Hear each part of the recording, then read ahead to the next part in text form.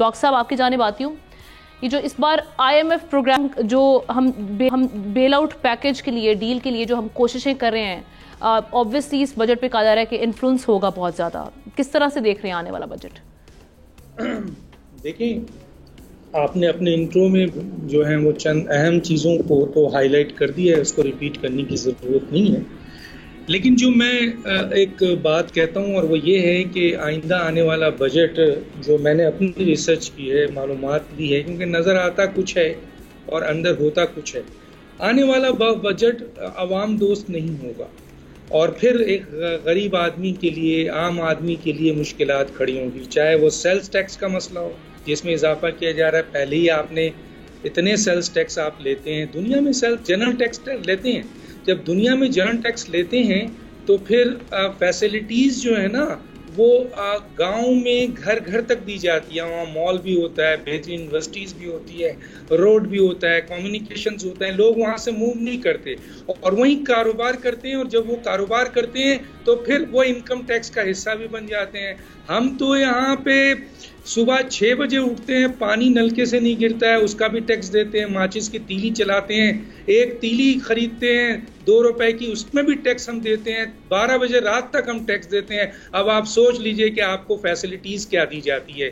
دوسری طرف یہ ہے کہ جناب ہمارے اوپر بجلی, گیس, پیٹرولیم کا پھر پریشر ڈالا جا رہا. اب آپ ذرا پوچھیں ان حکومت سے, کیونکہ میں ایک جملہ یہاں پھر کوٹ کروں گا, اور وہ یہ جملہ ہے کہ کچے کے ڈاکو اس وقت تک ختم نہیں ہو سکتے جب تک پکے کے ڈاکو کا احتساب نہ کریں, ان کی پکڑ نہ کریں, جو حکومت میں, پارلیمنٹ میں اور اداروں میں موجود ہیں. اور آج میں ایک اور جملہ آپ کو پیش کرتا ہوں کہ جب تک قانون بنانے والے, قانون پر عمل درآمد کرنے والے اور قانون توڑنے والے تینوں کا گٹھ جوڑ ختم نہیں کریں گے, تینوں ایک گروہ, ان کے گروہ کو ختم نہیں کریں گے, اس وقت تک ملک میں عام پاکستانیوں کے لیے کچھ نہیں ہے, نہ اس بجٹ میں نہ آئندہ.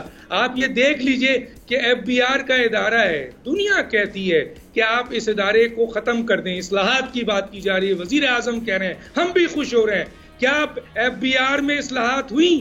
یہ وہ کرپٹ ترین ادارہ بن چکا ہے, ناسور بن چکا ہے کہ اس کو ختم کر دینا چاہیے, لیکن ختم نہیں کرتے. کیوں؟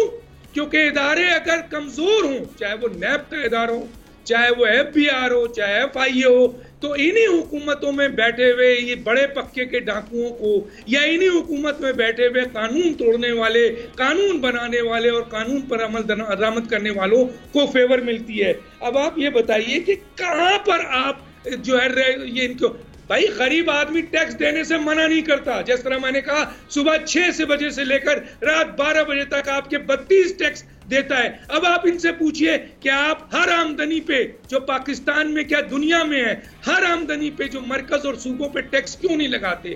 ریئل اسٹیٹ پہ کیوں نہیں لگاتے؟ زراعت پہ انکم ٹیکس پہ ٹیکس کیوں نہیں لگاتے؟